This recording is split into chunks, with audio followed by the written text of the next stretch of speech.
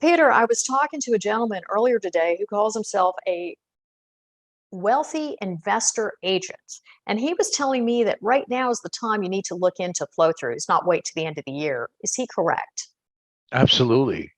For a couple of reasons. One is you could run out of product where there just isn't any flows available at any price.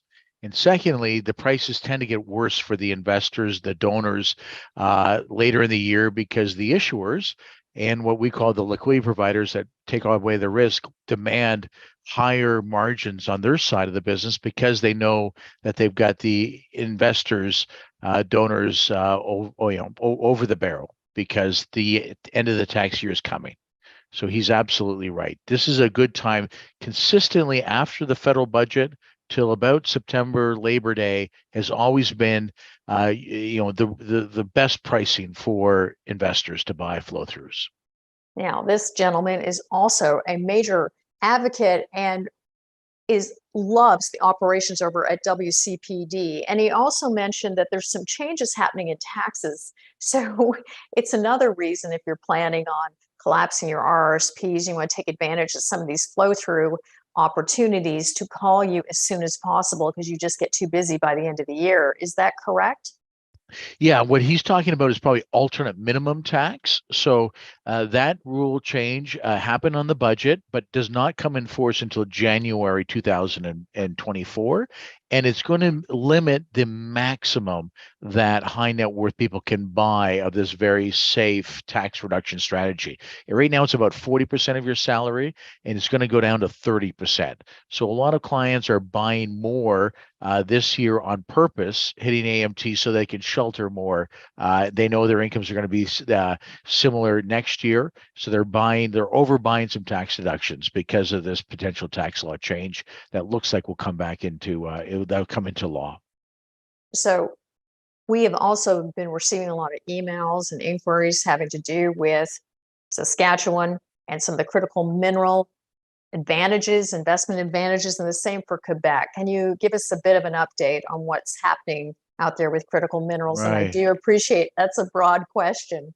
Sure, sure. Well, look, I mean, we've never had so much government support in the mining business. I've always stated that we've never really been loved that much. Well, now we are starting to be loved.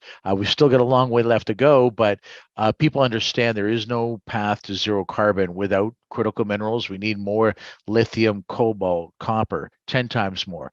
So what people are talking about is the following. One, the federal government came out, as we all know, last April 2022 with this phenomenal increase in federal credits of 30%.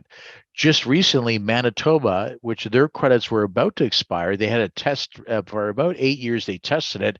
They're making theirs permanent. They've got a 30% provincial credit for mining. It no longer is temporary, it's forever.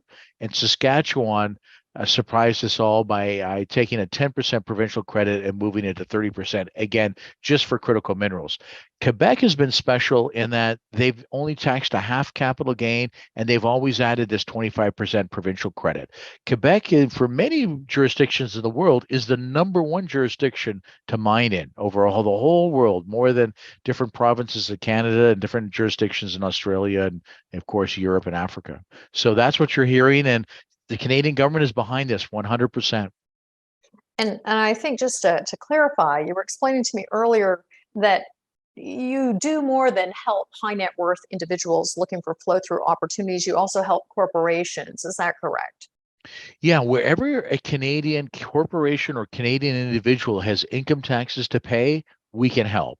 And there's bigger income taxes we find to be paid in holding companies and operating companies than there are for individuals.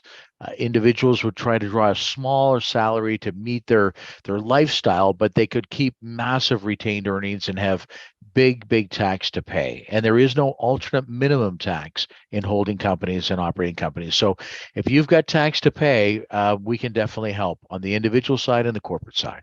So if you have income taxes to pay, remember Peter Nicholson said contact wcpd.com and or call him at the following number. Thank you. Okay, great. Thanks for the time, Tracy.